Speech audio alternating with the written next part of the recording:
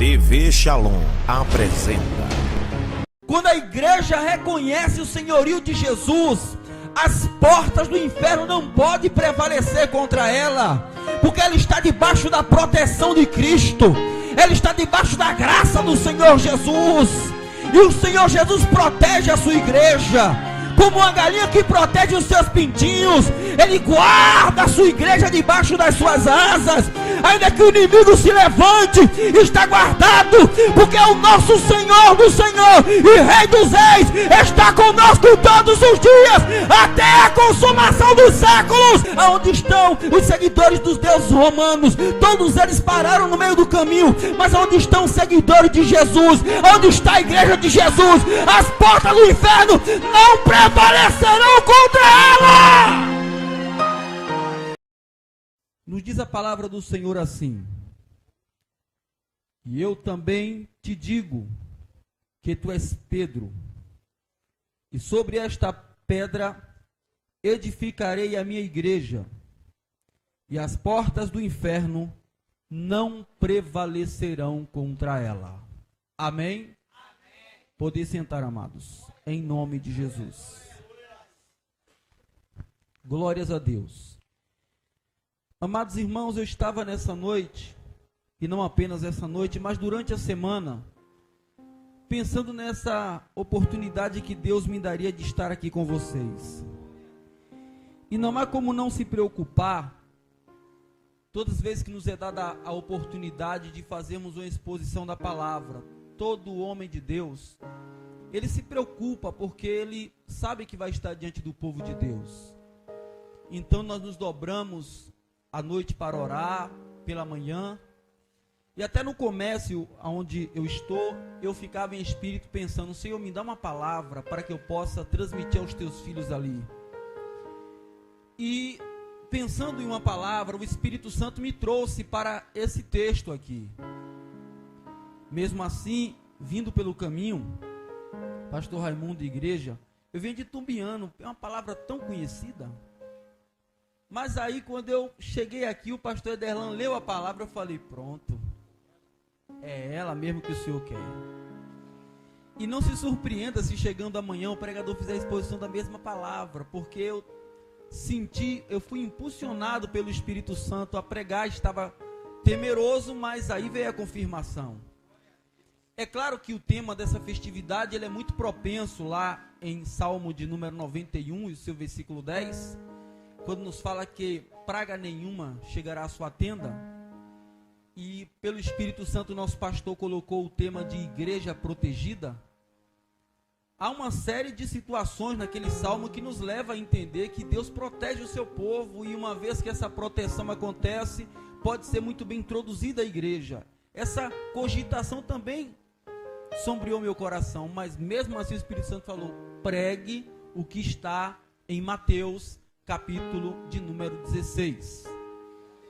E justamente, meus amados irmãos, acreditando de modo fiel, obrigado, minha irmã, que essa palavra não é aqui da terra, é uma palavra de Deus para os nossos corações, é que vou colocá-la aqui nessa noite, a fim de que todos que aqui estão possam ser edificados através daquilo que haverão de escutar. Eu quero, baseado nessa leitura que fiz, pregar sobre o seguinte tema: a igreja que as portas do inferno não prevalecem.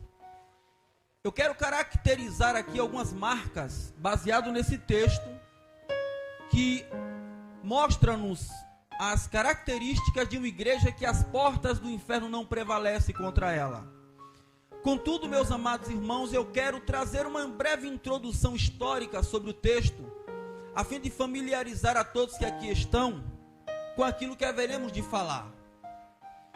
Conforme nós podemos ler, até mesmo no versículo de número 13, o Senhor Jesus estava nas regiões de Cesareia de Filipe.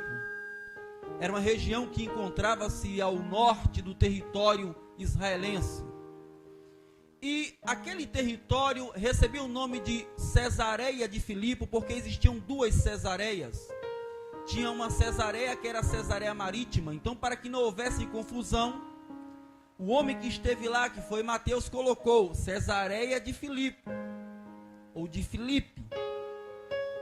Antes, no entanto, de ser conhecida por este nome, esta cidade, ou região, era conhecida como região de Pânias, Pânias da Galiléia dos gentios. Mas o que torna esse dado interessante para a exposição da palavra nessa noite? Torna-se interessante pelo seguinte fato: Pânias recebia este nome, aquela região, justamente por causa de uma entidade que morava naquela região, acreditavam-se assim. Uma entidade cujo nome chamava-se Pan. E acreditavam-se que essa entidade, ela morava nas grutas, nas cavernas, nos buracos. E essa entidade saía para as florestas para atormentar os caçadores e também alimentar-se de animais. Com medo dessas entidades, os homens pegavam sacrifícios e colocavam na boca dessa caverna, porque acreditavam que ali era a porta do inferno. Eles pensavam que ali os mortos residiam e que Pan saía dali para aterrorizar os homens. Daí a razão porque hoje em dia existe uma palavra na língua portuguesa chamada de pânico. Vem de Pan, porque ele assustava as pessoas. Então, quando essa entidade, que na verdade não existia, assombrava os homens, Jesus escolheu esse território para fazer essa mensagem aqui. Jesus chegou naquele território que é bom ressaltar entre os irmãos que é um território rico, porque ali existem nascentes de rios, inclusive o Rio Jordão nasce lá, inclusive é na mesma região do Monte Hermon. E quando Jesus chegou nessa região, onde as pessoas estavam assustadas, com medo dessa entidade, Jesus reuniu seus discípulos e bateu um papo com eles. E perguntou: o que é que andam dizendo aí a meu respeito? E os discípulos começaram a dizer: olha, uns dizem que tu és João Batista, outros dizem que tu és Jeremias, e alguns dizem que tu és um dos profetas. E Jesus disse para eles: e vocês têm dito o que para essas pessoas que eu sou? Pedro tomou a palavra e disse: olha, tu és o Cristo, o Filho do Deus vivo. Jesus olhou para Pedro e disse: muito bem, Pedro, o que te revelou quem eu sou não foi a carne nem o sangue, mas sim o meu Pai que está no céu. Também eu tenho a dizer-te que tu és Pedro, pedra pequena, mas sobre esta pedra, a afirmação de quem eu sou, eu edificarei a minha igreja, e as portas do inferno não prevalecerão contra ela. E digo mais, eu vou dar a chave dos céus. Tudo que ligardes na terra será ligado nos céus, e tudo que desligardes na terra será desligado nos céus. Queridos e amados irmãos, é a partir daqui que nós começamos a construir uma ideia interessante sobre isso aqui. Quando nós falamos em igreja, como todos aqui devem saber, se não a maioria, igreja é uma representatividade daqueles que abandonaram o mundo, o pecado, e passaram a viver para Cristo, e por serem templos do Espírito Santo, são igrejas, em cujo o contexto eu estou inserido, e você também está inserido, porque nós deixamos o mundo e nos tornamos templos do Espírito Santo. Então nós somos igreja. Então, como igreja de Jesus, nós estamos edificados nele, fundamentados nele. Ele é o nosso fundamento, ele é a nossa pedra angular de esquina, e as portas do inferno não podem prevalecer contra nós. É interessante ressaltar que portas do inferno, dentro de um sentido espiritual, incide completamente sobre a ideia das ações demoníacas na terra. Ou seja, Satanás aqui na terra se levantará contra o homem, se levantará contra a humanidade, mas no que tange a igreja, ele não pode prevalecer contra ela. Ele não está proibido de se levantar, ele pode se levantar, mas não vai prevalecer contra nós. Se ele se levantar 1000 vezes, ele vai cair 1000 vezes, porque é maior o que está conosco do que o que está lá fora. Então nós somos a igreja de Jesus. Nós somos a igreja. Contudo, meus amados irmãos, quais são as características de uma igreja que as portas do inferno não podem prevalecer contra ela? Antes de destacar essas características, deixe-me ressaltar só mais uma coisa. Se por aí você vê alguém ou alguma instituição dizendo que é a igreja e o pecado, o mundo, simbolizado pelas portas do inferno, triunfa sobre ele ou sobre ela, é porque ele e ela não são igreja. Estão no templo, cultuam conosco, mas não são igreja, porque as portas do inferno, disse Jesus, não pode prevalecer, por causa das características da igreja. E quais são elas? Primeiro, as portas do inferno não podem prevalecer contra a igreja do Senhor, porque a igreja do Senhor, ela reconhece o senhorio de Cristo. O versículo de número 16, está escrito que Pedro disse assim: tu és o Cristo, o Filho do Deus vivo. Pedro reconheceu o senhorio de Cristo. Com isso eu estou querendo dizer aos irmãos em espírito que, quando a igreja reconhece o senhorio de Jesus, as portas do inferno não podem prevalecer contra ela, porque ela está debaixo da proteção de Cristo, ela está debaixo da graça do Senhor Jesus, e o Senhor Jesus protege a sua igreja, como uma galinha que protege os seus pintinhos.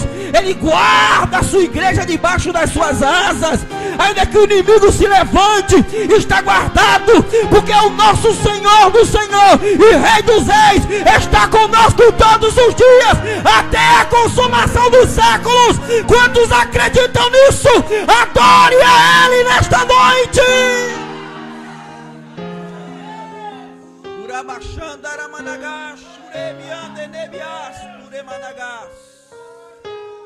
Nós reconhecemos o senhorio de Cristo e as portas do inferno não podem prevalecer contra nós.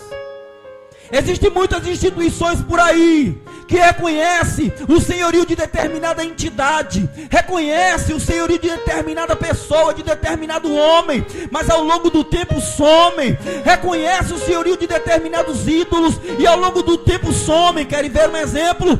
Quando nós corremos a história da humanidade, nós encontramos diversas religiões. Por exemplo, quando nós vamos para o Egito, nós encontramos as pirâmides que estão erguidas naquele lugar. Aquelas pirâmides representavam divindades e ali eram adorados muitos deuses. Eles tinham como seu senhor aqueles deuses. Quando nós vamos até mesmo à Grécia Antiga, e até mesmo você pode fazer uma visita lá um dia, se você for à Grécia, na Europa, você vai ver que lá existe o Olimpo, onde existe a imagem de Deus, de Medusa, de várias outras entidades. Se você fizer uma corrida até mesmo dentro da religião romana, você vai ver também Júpiter e outros deuses sendo adorados. Mas a grande pergunta é: aonde estão os seguidores dos deuses do Egito? Aonde estão os seguidores dos deuses até mesmo do Areópago, até mesmo do Olimpo na Grécia? Aonde estão os seguidores dos deuses romanos? Todos eles pararam no meio do caminho. Mas aonde estão os seguidores de Jesus? Onde está a igreja de Jesus? As portas do inferno não prevalecerão contra ela. Ela reconhece o senhorio dele, ela reconhece Jesus sobre a sua vida. Pode jogar na cova dos leões, pode queimar, pode fazer o que quiser, mas as portas do inferno jamais prevalecerá contra nós.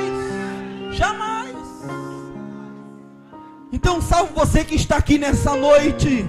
Reconheça o senhorio de Cristo na sua vida, e você vai ver que a luta vai vir e vai passar. 1000 cairão à sua direita, 10.000 à sua esquerda, mas você não será atingido, porque Deus está contigo. Ele vai te sustentar na sua destra, na palma da sua mão. Então, meus amados irmãos, a primeira característica que destacamos é que as portas do inferno não prevalecem contra a igreja, porque ela reconhece o senhorio de Cristo. Segundo lugar, eu quero destacar aqui que as portas do inferno não prevalecem contra a igreja, porque ela é guiada por Deus. O texto vai nos dizer assim, pastor Raimundo, que depois que ele revela quem é Jesus, aí Jesus fala para ele, quem foi que revelou a ele? Pedro, quem te revelou não foi a carne nem o sangue, mas sim o meu Pai. Ou em outras palavras, Pedro, quem te guiou nessa revelação foi meu Pai. As portas do inferno não podem prevalecer contra a igreja que é guiada por Deus, que é conduzida pelo Senhor. Paulo escreveu dizendo: andai em espírito e não satisfareis a vontade da carne. Quando a igreja está em espírito, o diabo pode se levantar, o homem pode se levantar, mas não prevalece, porque ela está em espírito, ela está andando na égide de Deus. Quando o homem está na carne é diferente. Quando o homem está na carne ele tropeça e cai, e com o detalhe, não tem quem o levante. Mas quando alguém está em espírito é diferente, ele fica de pé na presença do seu Criador, porque quem conduz ele é Deus, ele anda em espírito, e assim é a igreja. Isso me remonta à história do povo judeu. A Bíblia diz que Deus tirou Israel do Egito, e vocês lembram-se da história, pois está registrada lá no livro do Êxodo, e resumidamente no livro de Deuteronômio. A Bíblia nos diz que eles andavam de dia com a coluna de nuvem para proteger do sol, e de noite com a coluna de fogo. E todo dia, meus amados irmãos, Deus ainda mandava comida, provisão. Por quê? Porque eles estavam guiados por Deus. Para nós, hoje em dia, representa dizer que a igreja de Jesus, ela é guiada pelo Espírito Santo. Quem guia a minha vida, quem guia a tua vida é o Espírito Santo. Você não manda no seu próprio nariz. E se você mandar no seu próprio nariz, você vai ter que responder, porque já que você manda, então você vai ter que ter consequências. Então, como é que uma pessoa manda no seu próprio nariz, se ele vai responder pelos atos dele? Então ele não manda no seu próprio nariz. É por isso que nós somos chamados de servos. Já viu servo mandar em nada? Se nós reconhecemos o senhorio dele, então somos servos. E como servos somos guiados pelo Espírito Santo. É ele que nos conduz. Eu quero dizer para os irmãos com isto, que quem conduz você é o Espírito. Quando o Espírito Santo dizer vá, você vai. Quando ele dizer volta, você volta. Quando dizer pare, você para. Quando ele dizer fale, você fala. Quando dizer cala, você cala. Porque é ele que guia, que manda em você. Quem nos conduz é o Espírito Santo, e é lindo. É lindo um crente conduzido pelo Espírito Santo. Isso é igreja. Quem manda na gente é o Espírito Santo. Por isso eu quero dizer a você que está aqui hoje, talvez entrou aqui passando dificuldades na área da saúde, já foi no médico, o médico olhou, deu o diagnóstico e falou assim: não tem jeito, ou vai morrer, ou quem sabe opera. O médico te deu o diagnóstico dele. Como profissional da medicina nós respeitamos ele, mas não significa dizer que você tem que parar de orar. Não significa dizer que você tem que parar de jejuar. Não significa dizer que você tem que parar de confiar. Uns confiam em carro, outros confiam em cavalo, mas nós fazemos menção do nome do Senhor. Quem guia você não é prognóstico de médico, não. Quem guia você é Jesus Cristo de Nazaré. Busque e clame, tem vitória de Deus para você, porque você é a igreja de Deus.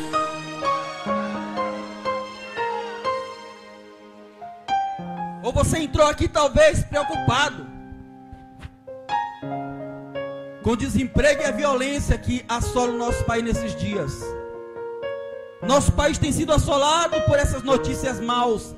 Quando nos deparamos diante dos jornais televisivos ou lemos jornais impressos de papel, se torcer parece que vai sair sangue, só tem notícia ruim.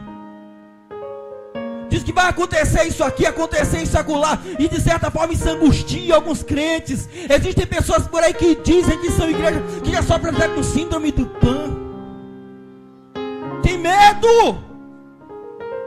Mas nesta noite Jesus está dizendo: não tenha medo. Eu sou contigo, eu te tomo pelas mãos direitas e te digo: levanta, caminha, eu te sustento na minha destra. Ei, não dê ouvido às coisas do mundo, dê ouvido ao que o Espírito Santo diz. E sabe o que é que ele diz?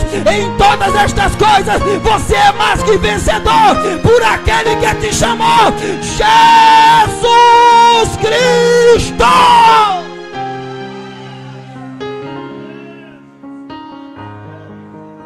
guiado pelo Espírito Santo. Deixa os homens dar o diagnóstico dele. A violência está aí, está um monte de pestilência aí, mas está na Bíblia Sagrada que praga nenhuma chegará na tua tenda, peste nenhuma, nem da madrugada, nem do dia, vai afligir você, porque o Senhor está contigo, Ele está contigo. Você é a igreja, e a igreja é conduzida pelo Espírito Santo. E Pedro disse que Jesus era o Cristo. Jesus falou: quem lhe falou isso foi meu Pai. Quem te revelou foi meu Pai, porque a igreja é conduzida por Deus. É a vara e o cajado dele que nos consolam. Então você é a igreja, dê ouvido ao que Deus diz, e não ao que os homens dizem aí fora. Acredite, e Deus vai fazer de você uma verdadeira mulher vitoriosa, um verdadeiro homem vitorioso. Em terceiro lugar, as portas do inferno não podem prevalecer contra uma igreja que tem promessa de Deus na sua vida. Aí Jesus falou assim: eu digo que tu és Pedro, e sobre esta pedra edificarei a minha igreja, e eu prometo, as portas do inferno não prevalecerão contra ela. A igreja de Jesus tem promessa. A igreja verdadeira, que é você que está aqui, tem promessa. E se você tem promessa é porque você é a igreja. Escute isso. Segundo os mais esclarecidos do que eu, segundo eles, existem mais de 9.000 promessas de Deus aqui. E todas elas referem-se ao povo de Deus. Aquela que eram para os judeus, Cristo nos deu por herança. Temos promessas que os judeus não têm. Então existem mais de 9.000 promessas para nós aqui. Então eu quero dizer para você que tem promessa para todas as áreas da tua vida. Coloca o teu joelho no chão e busca por fé. Toma posse por fé, porque o Deus que te prometeu, Ele é fiel. Ele jamais abriria a boca para prometer algo do qual Ele não teria condição de cumprir. Se Ele prometeu para você que te daria, pode se levantar o homem, pode se levantar o diabo, pode passar o tempo, um pouco de tempo, o que há de vir virá, não tardará. Ele prometeu, Ele vai te dar, porque Ele é fiel. Números está escrito assim: Deus não é homem para que minta, nem filho do homem para que se arrependa. Jeremias capítulo de número 1 verso 12 está escrito assim: o que é que tu vês, Jeremias? Ele vejo uma amendoeira, Senhor. E Deus disse: viste bem, porque eu velo para cumprir com a minha palavra. Jesus disse assim: o céu e a terra passarão, mas a minha palavra não há de passar. O apóstolo Paulo, escrevendo aos Coríntios, em sua segunda carta, capítulo 1, verso 20, ele diz assim: porque todas quantas promessas há de Deus, são nele sim, por ele o amém, para a glória de Deus, por nós.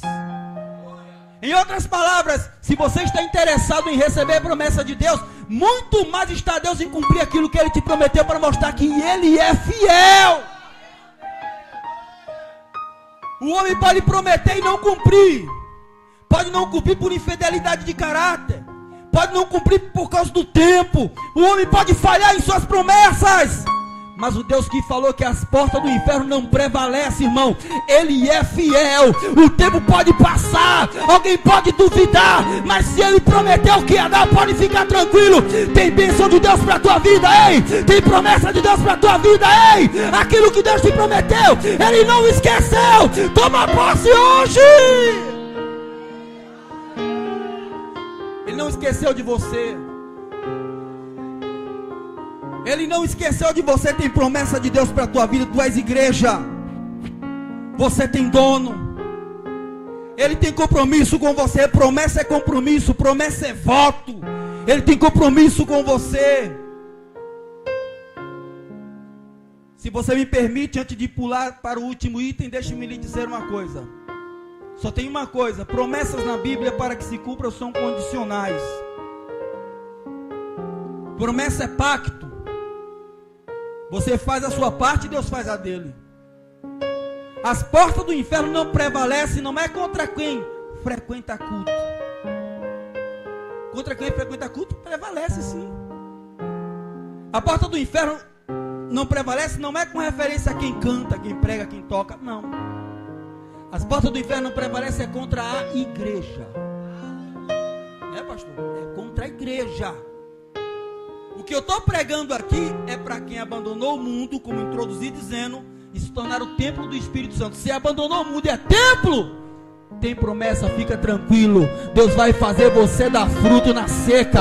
Deus vai te abençoar em um lugar que todo mundo vai dizer: ninguém foi para lugar nenhum, mas onde eu colocar a planta do meu pé, Deus vai me dar, porque Deus é fiel. Porque você é igreja, porque eu sou igreja, nós somos igreja. Em último lugar, meus amados irmãos, a porta do inferno, ela não prevalece contra a igreja que tem autoridade dos céus. Na sequência das argumentações do meu Senhor, ele disse para Pedro assim: e te darei a chave dos céus, e tudo que ligares na terra será ligado no céu, e tudo que você, tomando iniciativa, desligar na terra, também será desligado no céu. Isso é autoridade vinda de lá. E é aqui que nós aprendemos uma coisa: a igreja de Jesus, como já disse e repito, as portas do inferno não prevalecem contra a igreja que tem autoridade. Mas tem uma coisa: quando nós falamos em autoridade, essa palavra é muito usada, inclusive ao longo da Bíblia Sagrada, a palavra eusósia. Ela é muito usada ao longo da Bíblia. E requer um cuidado de interpretação nesse quesito, que é o nosso último tópico, para que você entenda uma coisa relacionada à autoridade. Autoridade e poder, do modo geral, é a mesma coisa. Agora, de modo específico, são diferentes. Eu vou repetir para explicar para você. Estou terminando. Autoridade e poder, de modo geral, é a mesma coisa. De modo geral, é a mesma coisa. De modo específico, são coisas diferentes. Agora vamos à explicação. Autoridade, a palavra autoridade, eusósia, significa capacidade de ordenar e ser obedecido mediante a sua ordem. Poder é a imposição da força que sujeita o indivíduo a fazer aquilo que você quer. Ilustrando, poder é força, autoridade é ordem. A autoridade só pode ser exercida se tiver poder. Se não tiver poder, a autoridade não tem valor nenhum. Nós exercemos, pastor Raimundo e igreja aqui presente, a autoridade quando buscamos e recebemos o poder. Agora entendam, o poder ele é buscado e o poder ele é recebido. Jesus disse a Pedro no capítulo 1 de Atos, versículo 8: mas recebereis poder ao descer sobre vós o Espírito Santo. Poder para quê? Para ser testemunha, exercer a autoridade de testemunha. Aí Jesus continuou, aqui de outra citação, Marcos 16, a partir do verso 14, ele disse assim: ide por todo mundo e pregai o evangelho a toda criatura. Quem crê e for batizado será salvo, quem não crê está condenado. E esses sinais seguirão aos que creem. Em meu nome expulsarão demônio e falarão outras línguas. Se comeres alguma coisa mortífera, não lhe fará dano algum. Imporão sobre os enfermos e curarão. A palavra que ele diz assim, ó, ide por todo mundo, essa palavra, querigma, ide, vá com autoridade, pregue com autoridade, pregue com poder. Jesus está dizendo para nós que quando nós saímos cheios de poder, usamos a autoridade e as coisas acontecem. Poder você conquista no joelho, a autoridade você exerce lá fora. Quando encontra um endemoniado, quando encontra um doente, você exerce poder, você exerce autoridade porque está revestido de poder. Deixa eu transformar a mensagem mais clara ainda, porque eu estou dizendo que a igreja de Cristo, as portas do inferno não prevalecem porque ela tem autoridade. Presta atenção. Vou rebuscar os tempos de criança aqui agora. Você me permite, pastor Raimundo? Eu e o pastor Raimundo, a gente conversava muito, né? As nossas travessuras de criança. E ele dizia que assim, que a mãe dele dizia assim: olha, vem cá para morrer. Na hora de dar uma surra. E antes do menino chegar, ela já estava chorando. Sabe o que acontece, irmão? Minha mãe também fazia isso. Minha mãe dizia assim: ó, vai tomar uma surra. Aí eu escondia banho de facão, que lá em casa tinha um banho de facão, que era inimiga da casa toda. Minha mãe dizia assim: onde você guardou? Vá buscar para tomar uma surra, senão vai ser dobrado. Aí a gente tinha escondido, mas tinha que ir lá buscar. Quando sua mãe grita com você e você obedece à autoridade, porque você tem medo do poder. Poder é a surra. Menino, vem cá. Você associa logo: eu sou Deus de não ir. Sabe que por trás da autoridade o poder está lá. Vamos usar outro exemplo. Guarda de trânsito, BR-324, carretão carregado, 15 mil quilos, vai passando, guarda assovia. O carretão tem que aguentar. O que é um guarda diante de uma carreta com 15 mil quilos? Nada, atropela e vai embora. Mas porque ele apitou, o camarada respeitou a autoridade, porque sabe que por trás dele está o Estado, que pode punir ele, o poder. Agora vamos voltar. Quem entendeu, diga amém. Vamos voltar aqui. Porta do inferno não prevalece contra a igreja que tem autoridade, porque ela está revestida de poder. Ela tem Deus na vida dela. Quando o diabo olha para a igreja, ele vê Jesus Cristo lá. Quando o crente abre a boca e diz: Satanás, fica de joelho, ele fica de joelho, porque ele sabe que quem está dentro de você é o Deus Todo-Poderoso. Alguém olha para você, vê um homem de carne e osso, né?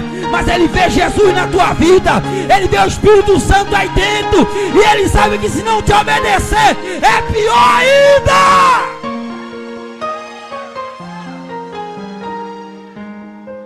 A igreja tem o Espírito Santo dentro dela, poder, e ela vai lá e exerce a autoridade, e o diabo sabe que o Espírito Santo está ali, então respeita.